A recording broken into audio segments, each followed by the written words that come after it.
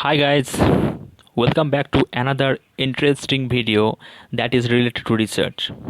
We all know that surveys or research is a familiar word for the students of graduation, master degree, PhD or MPhil, and it is very important to understand. So today we will discuss about the research, its characteristic, types, ethics, etc. Okay, so let's start. So first of all, we have to know what is research. A research is a careful investigation or inquiry specially to search for new facts in any branch of knowledge. Research is a process of steps used to collect and analyze information to increase our understanding of a topic or issue. From the definition, we can say that research is a process of inquiry and investigation. It's a systematic and methodological, and it increases the knowledges. According to Cook, research as an honest, exhaustive, intelligent searching for facts and their meaning or implications with reference to a problem. To him, research is an acronym of the words here are suggest rational way of thinking. E suggests expert and exhaustive treatment.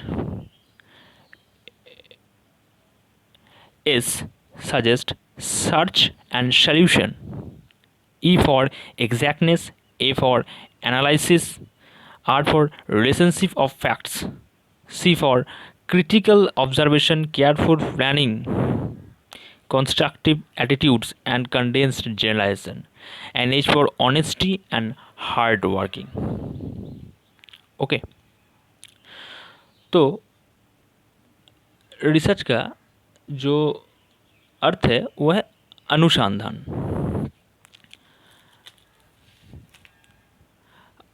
अनुसंधान किसी भी क्षेत्र में ज्ञान की खोज करना होता है, विधिवत गवेषणा करना होता है। वैज्ञानिक अनुसंधान में वैज्ञानिक तिथि का सहारा लेते हुए जिज्ञासा समाधान करने की कोशिश की जाती है। नवीन वस्तुओं की खोज और पुराने वस्तुओं एवं सिद्धांतों का पुनः परीक्षण करना जिससे कि नई तथ्य प्राप्त हो सके, उससे शोध कहते हैं। और शोध उस प्रक्रिया अथवा काम का नाम है जिसमें बोधपूर्वक प्रयत्न से तथ्य का संकलन कर सूक्ष्मग्राही एवं विवेचक बुद्धि से उसका अवलोकन विश्लेषण करके नए तथ्य या सिद्धांतों का उद्घाटन किया जाता है। So I think all of you understand what is research. Okay, simply it's the searching for new. आपको रिसर्च के अंदर क्या करना है, कुछ नए की खोज करनी है। ठीक है, जो पहले खोज की जा चुकी है उससे भी आप खोज सकते हैं। ठीक है, लेकिन आपके खोज में कुछ नया होना चाहिए, है ना। ठीक है, अब हम देख लेते हैं next slide. What are the objectives of research? First of all, gain familiarity with a new phenomena or develop new insight into phenomena. ठीक है, second, review and synthesise the existing knowledges. Third, investigate some existing situation और problem. Four, offer solution to a problem. Five, explore and analyse more general issue. Six, construct or create a new procedure of systems. 7, generate new knowledge. तो आपको research की objectives क्या है कि आप किसी problem का सल्यूशन ढूंढते हैं, कभी किसी काम को रिव्यू करते हैं, उसका संश्लेष करते हैं, कभी क्या करते हैं, न्यू नॉलेज की खोज करते हैं। आपको नए ज्ञान की खोज है तब आप रिसर्च करते हैं। ठीक है, आपको किसी चीज़ की, किसी समस्या की समाधान चाहिए तब आप रिसर्च करते हैं। ठीक है, ओके। नेक्स्ट, हम वाई टू डू रिसर्च, हम रिसर्च करते क्यों हैं, हमारे मोटिवेशन क्या है, मोटिवेशन क्या है इन कंडक्टिंग ए रिसर्च। ठीक है, to acquire a degree along with its consequent benefits, हमें एक डिग्री चाहिए होता है जिसका फ़ायदा भी हो। Second, face the challenge in solving unsolved problem, जो क्वेश्चन के, जो समस्याओं के समाधान ढूंढे नहीं गए हैं उसके समाधान करने हेतु। Intellectual satisfaction of doing some innovative work, कोई आनंददायक काम करने के जो आत्म संतुष्टि है उसके लिए करते हैं। Service to the society, society को, समाज को कुछ सर्विस देने के लिए। Desire to enhance the social status, social एक स्टेटस मेंटेन करने के लिए भी हम लोग रिसर्च करने जाते हैं। Input for policy decision making, जो बड़े आदमी होते हैं जो प्लानिंग करते हैं देशों के लिए, वो लोग क्या करते हैं, डिसीजन मेक करने के लिए रिसर्च करते हैं। However the above list for motivating people to undertake research studies is not exhaustive. Okay, ये हमेशा एक साथ नहीं काम करता, कभी अकेले भी करता है और कभी 2 व या 3 एक साथ भी काम करते हैं। उसके बाद हम देखेंगे what are the characteristics of research. Okay, तो रिसर्च कैरेक्टरिस्टिक्स क्या है? There are certain characteristics of research. First of all, objectivity. What is objectivity? It means research is without any biases. Research usually takes utmost precautions that results are not affected by their own presence, behavior and attitudes.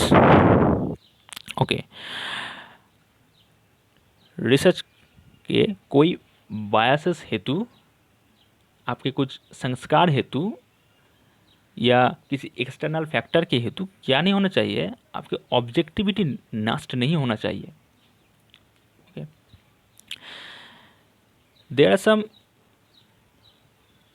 Techniques to adopted or ensure objectivity during research process. First of all, keeping complete records of observation and data analysis in a form that other researchers can understand and evaluate.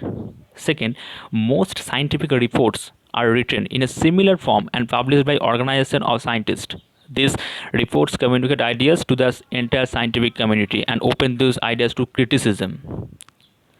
Third, standardization. It means using uniform, consistent procedure in all phases of data collection. Fourth, operationalization of concept. It's basically standardizing the meaning of concept. Okay. Second, avoiding biases. Biases from external influences, personal beliefs, observes, perspectives, and human expectation can distort all data. As you know that research follows scientific approach with the sole purpose to finding out the truth which is hidden and which has not been discovered as yet. But finding the truth may be affected by certain kinds of biases. So the most formidable challenges in research is to maintain objective and free from biases. Okay. किसी तरह के भी biases जैसे कि external biases, media के through कुछ biases, social biases, ये external influence होते हैं बायसेस के, इसके लिए आपकी रिसर्च की कोई हानि नहीं होनी चाहिए। पर्सनल बायसेस, आपके कुछ अपनी थिंकिंग है, कुछ रिचुअल्स हैं, आपके कुछ परसेप्शन है जिसके होते हुए कभी कभी रिसर्च में बायसेस आ जाते हैं, ये नहीं होना चाहिए। ऑब्जर्वर बायसेस, जब कोई आपका काम चेक कर रहा होता है, जो ऑब्जर्वर है उसके भी कुछ बायसेस हो सकते हैं जो रिसर्च में इफ़ेक्ट नहीं करना चाहिए। ठीक है। एक्सपेक्टेंसी बायसेस, जब ये कब होता है, जब आप कोई एक्सपेक्ट करते हैं कि आपके रिसर्च से ये आउटकम आने वाला है लेकिन आता नहीं है, वो बायसेस को एक्सपेक्टेंसी बायसेस कहते हैं। ये बायसेस के टाइप्स थे। Okay, third characteristics of research is reliability. Reliability in the context of research means consistency, स्थायित्व. It refers to the extent to which an investigation produces consistent result. It can also be termed as verifiability. If any research yields similar results each time, then it is undertaken with similar population in the given context and with similar procedure. It is said to be a reliable research. आपका research का reliability क्या है, consistency क्या है, स्थायित्व क्या है, यही है रिसर्च का थर्ड कैरेक्टरिस्टिक्स। ठीक है। Fourth, objectivity, first reliability. Okay, next,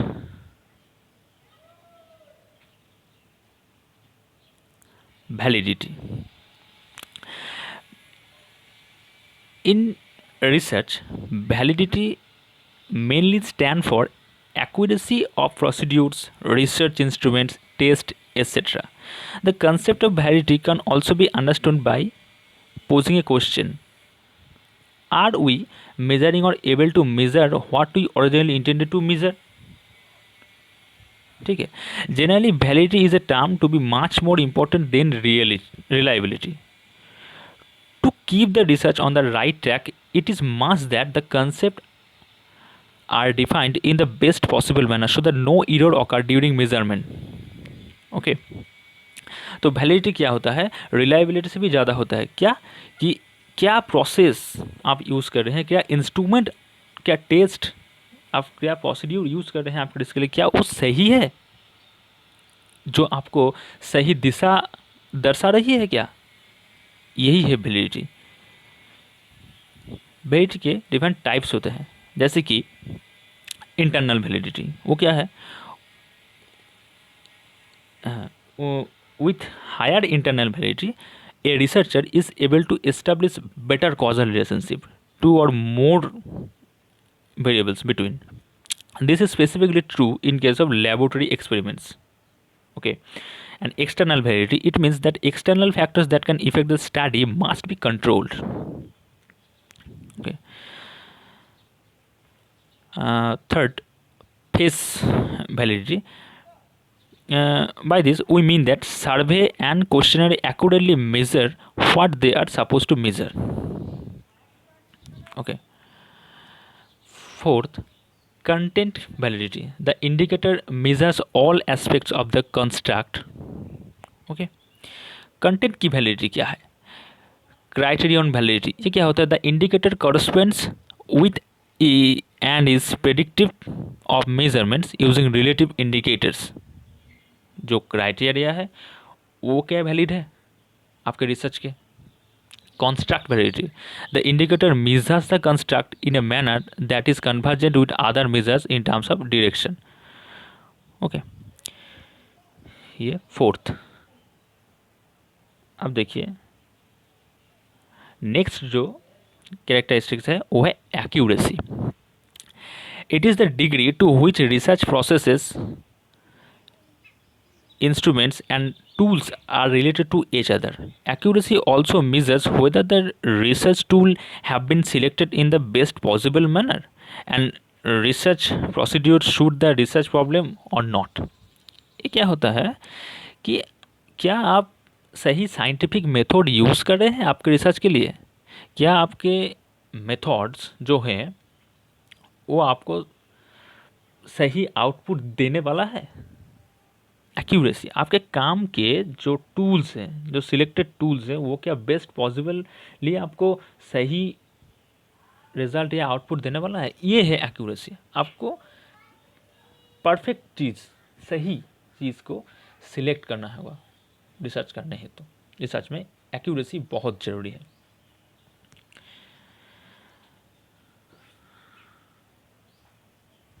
next, credibility. ये क्या होता है? It is the use of best source of information and the best procedure in research. क्या होता है? ये रिसर्च करने का जो बेस्ट सोर्स होते हैं वो सोर्स और प्रोसीड्योर का क्रेडिबिलिटी बोलते हैं। क्या है? The use of secondary data save times and reduce cost. However, the excessive reliance on secondary data when the option of primary data is available entails the risk of reducing the credibility of the research. Hence, it has to be a trade-off between primary data and secondary data. The accurate reference in research enhance the credibility of research, but fake references also decreases the credibility of research. आप research कर रहे हैं तो secondary data का तो help लेंगे ही, लेकिन much more depends on secondary data is harmful for your research. Okay, जहाँ पे आपको प्राइमरी डाटा मिल रहा है आप काम प्राइमरी डाटा से कीजिए। अगर आपको प्राइमरी डाटा से काम नहीं बन रहा है तब आप सेकेंडरी डाटा की हेल्प लीजिए, लेकिन ज़्यादा डिपेंड्स मत कीजिए। और सेकेंडरी डाटा कहीं से भी ले रहे हैं तो उसका रेफरेंस ज़रूर दीजिए। अगर रेफरेंस गलत दिया तो उस रिसर्च का कोई वैल्यू नहीं बनेगा। ठीक है। Next, generalizability. ये क्या होता है? It refers to the degree to which a research findings can be applied to a large population. क्या आपने जो रिसर्च फाइंडिंग्स किया है उसका जो रिजल्ट है क्या वो सभी जगह पर फिट बैठेगा, या आपने एक जगह पर काम किया और एक रिजल्ट या एक लॉ फॉर्मूलेट कर दिया वो उसी इलाका में चलेगा? ठीक है, ये वर्ल्ड वाइड नहीं चलेगा, तो उस रिसर्च का क्या मतलब हुआ जो आपने किया? ठीक है। और ये जेनरेबिलिटी वैलिडिटी से बहुत से मिला हुआ है। ठीक है। उसके बाद देखिए, ये है एक्यूरेसी। हम सही टारगेट पे फिक्स्ड है क्या? ठीक है। और इसे कहते हैं क्रेडिबिलिटी। सोर्स, बेस्ट सोर्स का यूज़, बेस्ट प्रोसीड्यूर का यूज़ करना। ठीक है। नेक्स्ट देखिए, एम्पिरिकल रिसर्च। ठीक है, ये क्या है? It implies that research is related basically to one or more aspects of real situation and deals with concrete data that provides a basis for external validity to the result of the reason. ये आपका जो research है वो real life situation की experience से जुड़ा होना चाहिए ताकि उससे कोई काम बन सके। ऐसा नहीं कि आपने किसी भी वस्तु या चीज़ के ऊपर रिसर्च कर दिया जिसका कोई रियल लाइफ वैल्यू ही नहीं है। आपने भूत प्रेतों के ऊपर रिसर्च करने से शुरू कर दिया।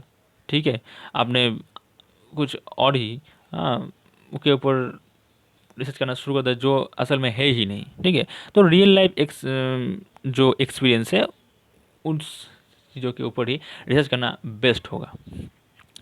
Then systematic, what is it? It is the only approach to undertake any research work and effective step must be followed to others. There is a set of procedure that have been tested over a period of time and are the suitable to use in research. Research आप जब कर रहे हैं तो क्या करना होगा को आपको रिसर्च सिस्टमेटिक करना होगा। आप पहले प्री फील्ड वर्क करेंगे, आप सोचेंगे कि आपको किस जगह पे रिसर्च करना होगा, किस प्रॉब्लम से रिसर्च करना होगा, आप उससे रिलेटेड सोर्स को पढ़ेंगे, उसके बाद एक टॉपिक सिलेक्ट करेंगे, वो आपका प्री फील्ड वर्क होगा। आप क्वेश्चन रेडी करेंगे, हाँ, उसके बाद फील्ड वर्क में जाके क्या करेंगे? फील्ड से एक डेटा कलेक्ट करेंगे, जो भी आपका रिक्वायरमेंट है उस टाइप का डेटा कलेक्ट करेंगे, फील्ड वर्क होता है। उसके बाद आपको पोस्ट फील्ड में घर में आके लैब में जाके आपको टेबल प्रिपेयर करना होगा, डेटा का शीट सही ढंग से रेडी करना होता है, मैप चार्ट्स एक्सेट्रा प्रिपरेशन करना पड़ता है। इसका मतलब है जो पोस्ट फील्ड वर्क से, हाँ, तो आप जो भी काम कर रहे हैं आपको सिस्टमेटिकली करना होगा। आप धड़ाक से एकदम पोस्ट फील्ड में आगे ऐसा नहीं होगा, आपको ठीक ठाक सिस्टमेटिक वे पे काम करना होता है। ये रिसर्च का एक बहुत ही अहम और महत्वपूर्ण जगह है। Okay, next, control factors. In research, in research, various factors may affect the outcome, and some are taken as control factors, whereas the others are tested for possible outcome. Okay, the concept of control implies that in exploring causality in relation with two variables, we set up a study in a way that minimizes the effect of other factors affecting the relationship. The controlling factors or variable have not to be controlled rigorously. आप research कर रहे हैं तो अब real life situation में देखिए, आप कोई भी काम करते हैं तो आपको कोई किसी न किसी दिक्कत या बाधा विपत्ति आती रहती है। तो आप एक रिसर्च करेंगे तो वहाँ पे भी तो आपको कुछ ना कुछ बाधा आएगी ना। तो वो जो एक्सटर्नल फैक्टर्स हैं जो आपके काम में विघ्न डालने आ रही है, आप उसको हटाइए। ठीक है, उसको हटा के आप अपना रिसर्च काम करना शुरू कीजिए। और अगर आपके किसी काम के या वेरिएबल्स में वो एक्सटर्नल फैक्टर आ रहा है तो आपको उसको मिनिमाइज करना होगा। ये रिसर्च का एक कंट्रोलिंग फैक्टर्स होता है कि आप रिसर्च को कैसे कंट्रोल कर सकते हैं। ठीक है, cyclical. Next, research is a cyclical process because it starts with a problem and ends with a problem. आप रिसर्च स्टार्ट ही करते हैं किसी प्रॉब्लम को सॉल्व करने हेतु, लेकिन आप जब रिसर्च को स्टार्ट करते हैं और उसको फुलफिल करते हैं फुली, उसके बाद आप जो काम करते हैं उसके ऊपर भी कुछ क्रिटिसिज्म तो रहता ही है और वो कुछ नए क्वेश्चन के नए प्रॉब्लम्स का उत्पन्न करती है। ये एकदम अतीत से होकर आ रहा है, जो नया ढूंढा गया है उसके ऊपर ही बाद में दूसरा कुछ पाया गया है। सो प्रॉब्लम का सॉल्यूशन होता है तब और एक प्रॉब्लम का आगमन होता है। Is A cyclical process. So research is also a cyclical process. Then logical.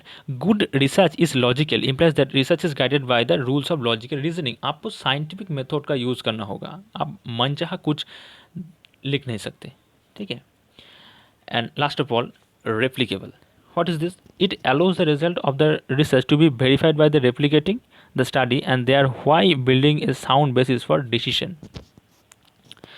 क्या होता है जो आप रेप्लिकेट करते हैं, हाँ, आप जो चीज़ ढूंढी गई है पहले, आपको जिसकी खोज हो चुकी है, उसका जो खोज है आप अगर सेम टू सेम खोज करते हैं तो उसको हम बोलते हैं रिसर्च के टर्म्स में रेप्लिकेबल रिसर्च। अगर सेम थिंग्स हैं लेकिन उसका रिजल्ट कुछ अलग है तो उसको हम रेप्लिकेबल नहीं बोलेंगे। और रेप्लिकेबल होना नहीं चाहिए। आपका रिसर्च आप कर रहे हैं, सही ढंग से कर रहे हैं तो रेप्लिकेबल होना नहीं चाहिए, डिफरेंट रिजल्ट ज़रूर आएगा।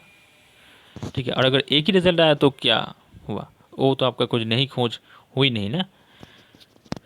ठीक है, अब हमारा नेक्स्ट स्लाइड पे जाते हैं। अब देखेंगे हम टाइप्स ऑफ रिसर्च। रिसर्च बहुत तरह के होते हैं। On the basis of objective research are descriptive, correlational, explanatory, experimental and exploratory. On the basis of outcome, it is two types: fundamental and applied. On the basis of logic, it is deductive and inductive. On the basis of process, it is quantitative and qualitative. On the basis of inquiry mode, it is structured and unstructured. On the basis of concept, it is conceptual and empirical. Okay, so first of all, we have to know what is descriptive research. Descriptive research means it is self-explanatory, and the research that describes a situation, an event, and an institution is descriptive research. It describes the nature of a situation as it exists at the time of study. Descriptive research is a quantitative research method. In simple words, descriptive research is all about describing the phenomena, observing and drawing conclusion from it. Descriptive research क्या होता है कि ये किसी स्थान, वस्तु या problems का डिस्क्राइब करता है, किसी घटना का डिस्क्राइब करता है, उसको ऑब्जर्व करता है और उससे कंक्लूशन क्या करता है, ड्रॉ करता है। आप एग्जाम्पल के तौर पे national sample survey and census को ले लीजिए। ठीक है, the study of socio economic status of the distance education student in India describes the greater composition, economic status of students, rural urban composition etcetera. ये सब आपको सेंसस से मिल जाते हैं, तो ये एक डिस्क्रिप्टिव टाइप का रिसर्च हो गया। अब सेकंड, को रिलेशनल स्टडीज रिसर्च, ये क्या होता है? From the name we understand that the correlations research studies is to explore whether there is any relationship or independence between two variables or characteristics and to ascertain the degree of such relationship. The value of correlation research is to discover relationship among phenomena with a view to predict and in some situation controlling their occurrence. They enable us to measure the extent to which variant in one variable are associated with the other one. Okay, ठीक है। Example के तौर पे लिख लीजिए जे how the performance of learners is related to their learning skill, ये एक हो गया। और पर्सनैलिटी और अचीवमेंट के बीच कुछ रिलेशन है क्या, ये इस टाइप का रिसर्च। ओके, देन एक्सप्लेनेटरी रिसर्च क्या होता है? Explanatory research attempts to answer how and why between two aspects of a situation और ए फिनोमेना। क्यों और कैसे, क्यों और कैसे ये चीज़ खोज करता है एक्सप्लेनेटरी रिसर्च। ये क्या है? It is generally done in the beginning of research. It is undertaken to explore an area where little is known और to investigate the possibilities of undertaking a particular research study. It attempts to clarify why and how there is a relationship between two or more aspects of a situation or phenomena. It make use of secondary data, mainly literature review part, experience survey, case studies, interviews, project techniques, and etc. These techniques are also used here. Okay, explanatory research में exploratory research. Okay, अब last experimental research. पहला जो मैंने कहा वो exploratory था, ठीक है, मैं बताना भूल गया था। एक्सपेरिमेंटल रिसर्च क्या है? Is a design for establishing causal relationship, ठीक है। It begins with a question concerning the relationship between two or more variables. Simultaneously, the researcher develops one or more hypotheses to state the nature of expected relationship. The experiment is the event planned and carried out by then researchers try to get evidence.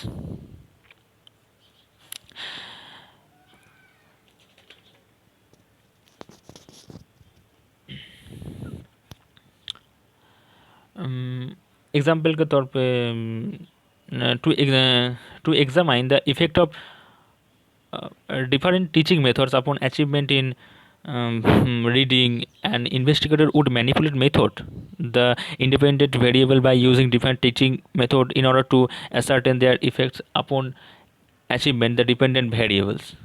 Okay, देखिए अब मैं आपको बताता हूँ कि correlation में क्या करते हैं हम दो सिचुएशन के बीच और या दो वेरिएबल्स के बीच कोरिलेशन स्टडी करते हैं उस रिसर्च में। एक्सप्लेनेटरी रिसर्च में क्या करते हैं, कुछ घटना, कुछ व्हाई एंड हाउ, ये क्यों हो रहा है, कैसे हो रहा है, इसका एक्सप्लेन करते हैं, ठीक है। और एक्सप्लोरेटरी रिसर्च में क्या करते हैं हम कुछ एक्सप्लोर करते हैं। जैसे कि हम लिटरेचर रिव्यू करते हैं रिसर्च के पहले, वहाँ पर क्या करते हैं हम कुछ मेरा जो काम है उससे रिलेटेड जो काम है और जितने भी स्टडी मटेरियल्स मेरे रिसर्च से मैच करते हैं वो हम उसकी खोज करते हैं, उसकी स्टडी करते हैं। ये होता है एक्सप्लोरेटरी रिसर्च, ओके। और एक्सपेरिमेंटल रिसर्च में क्या करते हैं, हम एक्सपेरिमेंट करते हैं, साइंटिफिक वे में हम कुछ चीज़ों का एक्सपेरिमेंट करते हैं, उसके बाद कुछ चीज़ों का खोज होता है। और डिस्क्रिप्टिव में तो पता चल ही रहा है क्या होता है कि वहाँ पे हम कुछ फिनोमेना या कुछ सिचुएशन का डिस्क्राइब करते हैं, ठीक है। तो ये है इन सभी के बीच का फ़र्क। ठीक है, अब नेक्स्ट जो है आउटकम फंडामेंटल अप्लाइड। फंडामेंटल जो है रिसर्च है वो फंडामेंटल चीज़ों के ऊपर डिस्कस करती है, जो अप्लाइड है वो अप्लाइड फील्ड में फंडामेंटल से जुड़े जो चीज़ जो जिसकी एप्लीकेशन होती है वैसी अप्लाइड रिसर्च होती है। डिडक्टिव इंडक्टिव ये सब इतना ज़रूरी नहीं है, जो है वो हम बता देते हैं ताकि वीडियो वैसे ही बहुत बड़ा हो चुका है। Okay, next research ethics. It's a very good things in research. अगर आप एक रिसर्चर हो तो आपको इस एथिक्सों का ख्याल रखना होगा, क्योंकि एथिक्स के बिना रिसर्च नहीं हो सकता। आपको कुछ एथिक्स समझने होंगे। तो एथिक्स क्या होता है?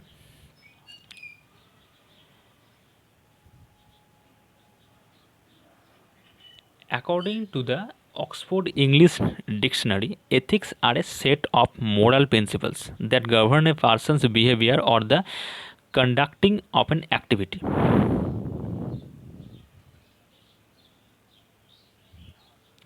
Okay.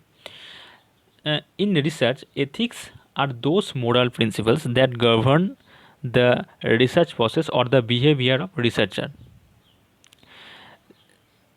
Okay. Ethics helps in bringing out the real facts about the research problem. Also, this helps in reducing the chances of errors in a study. It helps in protecting the interest of respondent. या ethics क्या करता है आपको जो problems का सही solution देने में हेल्प करता है। आपको जो एरर्स के जो चांस है उससे आप बच सकते हैं एथिक्स अगर आप फॉलो करेंगे तो। So there have some points to conduct a research. Research ethics have a significant effect on the credibility, objectivity, integrity। ये जो रिसर्च के जो कैरेक्टरिस्टिक्स हैं उन सभी के ऊपर इसका एक बहुत बड़ा प्रभाव है of research. The points are: first,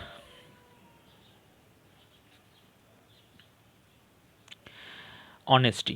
Researchers should interpret data with honesty so that the result concluded are the real results। आपको ऑनेस्ट होकर रिजल्ट का क्या करना है, खुलासा करना होगा, डिस्क्राइब करना होगा।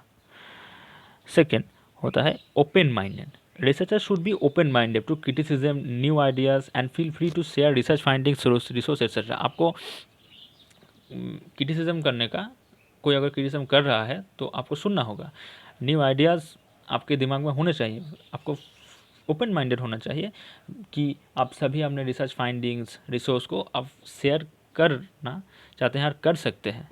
ठीक है। थर्ड जो होता है वो है objectivity. Researchers should try to maintain the objectivity of the research, that is they should try to keep research free from their personal biases. Okay, fourth of all they should carefulness, they should examine the work carefully so as to make it free from errors. Next, willingness.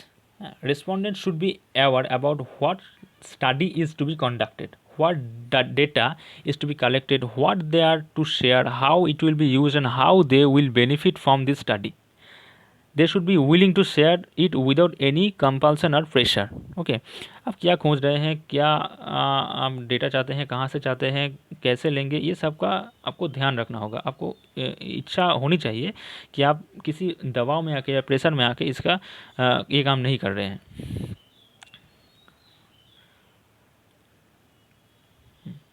Next है authenticity. आपका research का authenticity होना चाहिए। The same article should not be sent for publication or more than one publisher. Authenticity should be maintain, there should be no duplicative publication. आप duplicate नहीं कर सकते। Okay, next confidential. The researcher should maintain the confidentiality of the data and should not disclose it to anyone. आप research कर रहे हैं इसका मतलब ये नहीं है, आप फ्री माइंडेड है इसका मतलब ये नहीं है कि आप जो कोई भी आए देखना चाहिए आपने रिसर्च का फाइंडिंग्स दिखा दिया। आप दिखाएंगे किससे? जो आपका आपके साथ काम करता हो, जो आपके कॉलीग्स हो, या आपके भी अपर अथॉरिटी से आप दिखा सकते हैं, ठीक है, सभी को नहीं। Next, not harmful, care must be taken so that no harm is caused any during research, especially while performing experiments। ठीक है, आप रिसर्च की खोज कर रहे हैं, एक्सपेरिमेंटल रिसर्च कर रहे हैं, एक्सप्लोरेशन रिसर्च कर रहे हैं, कुछ भी रिसर्च कर रहे हैं, आप किसी का भी कोई हानि नहीं कर सकते। ठीक है, next is respect for intellectual property right. The researcher should have respect for intellectual property right. All the source referred to should be cited properly। अगर आप किसी सोर्स से डेटा ले रहे हैं तो आपको उसका प्रॉपर साइटेशन देना होता है। ठीक है, आप देंगे। And last, legality. लीगलिटी क्या है? Legality of the process must be maintain, that is whatever legal framework is relevant to research should be obeyed. ये सब रिसर्च के एथिक्स हैं। ठीक है, other than this some other ethics are researcher should be non discriminatory and should have respect for all of them. वो colleagues हो या कोई भी हो, अब जहाँ पे डेटा कलेक्ट करने गए हैं उन सभी का ऊपर भी आपको क्या होना होगा? रेस्पेक्टफुल होना होगा। अगर आप ये एथिक्स फॉलो करते हैं तो आपका रिसर्च क्या है? ठीक ठाक होगा, आपका रिसर्च चलेगा। ठीक है, इस एथिक्स में और एक भी चीज़ आती है कि आप कॉपी नहीं करेंगे। मैंने बताया है पहले कि आप कॉपी करना छोड़ दीजिए, जो भी करेंगे खुद का होगा। ठीक है, आप खुद से कीजिए।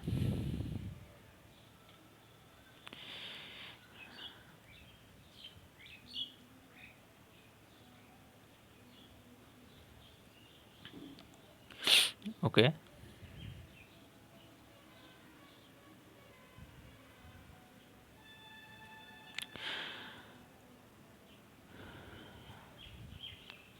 ओके, ओके फ्रेंड्स, आज के लिए वीडियो इतना तक ही। हाँ, वीडियो बहुत ही बड़ा हो चुका है। ठीक है, तो रिसर्च का जो टॉपिक मैंने आज स्टार्ट किया है वो पहला पड़ाव था। आज मैंने रिसर्च के बारे में, टाइप्स, एथिक्स, इन सभी के बारे में आप लोगों को बताया।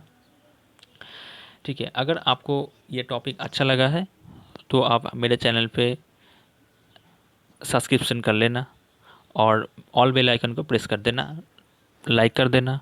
और इससे जुड़ी कोई भी बात जाननी हो, डिटेल्स जानना हो, कोई रेफरेंस चाहिए हो तो कमेंट सेक्शन में ज़रूर कमेंट कर देना। और एक बात, मैं इससे रिलेटेड और भी वीडियोस नेक्स्ट दिन में लाने वाला हूँ।